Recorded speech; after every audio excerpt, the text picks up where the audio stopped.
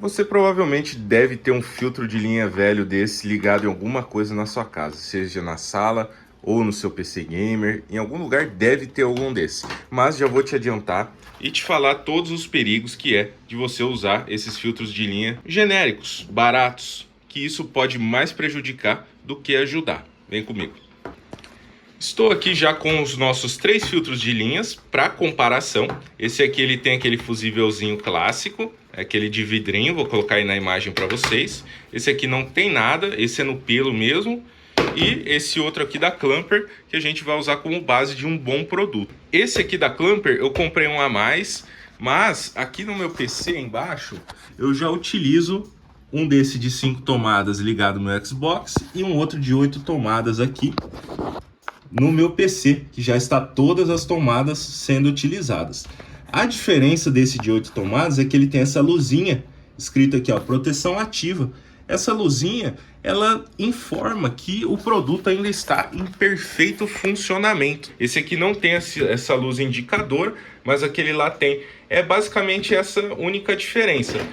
O que não seria uma diferença, mas uma característica é que aquele lá, por ter 8 tomadas, a plaquinha dele aqui também é um pouco maior, pois você vai ter mais produtos ligados nele. Agora, com os filtros de linhas abertos, vamos analisar aqui, ó. Esse aqui é aquele que tem um fusívelzinho que fica aqui.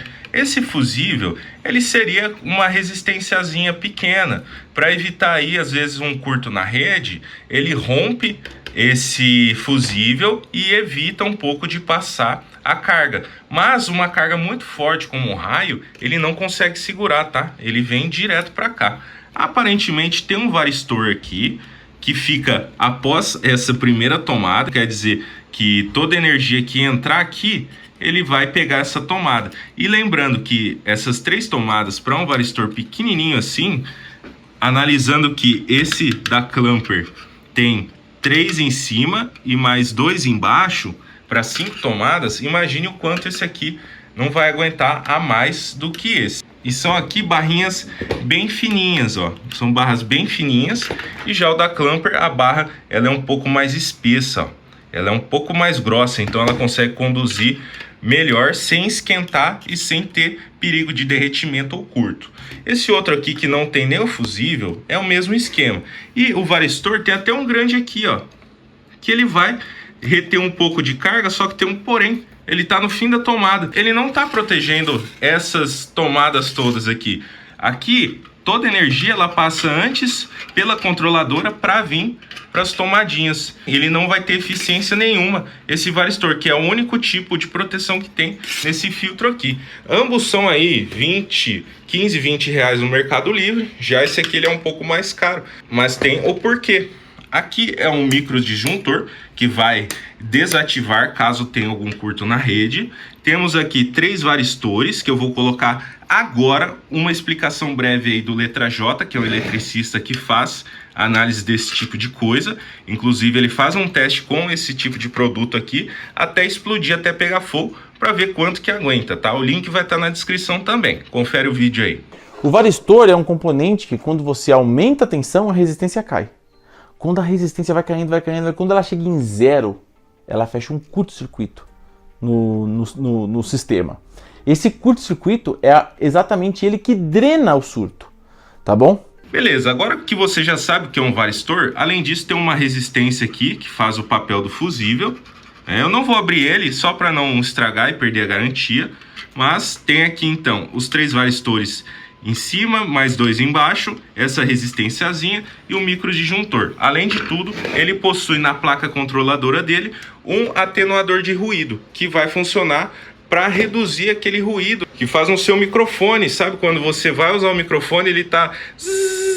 Provavelmente você tem um amigo que tem um microfone ruim assim, tem aquele zumbido de fundo.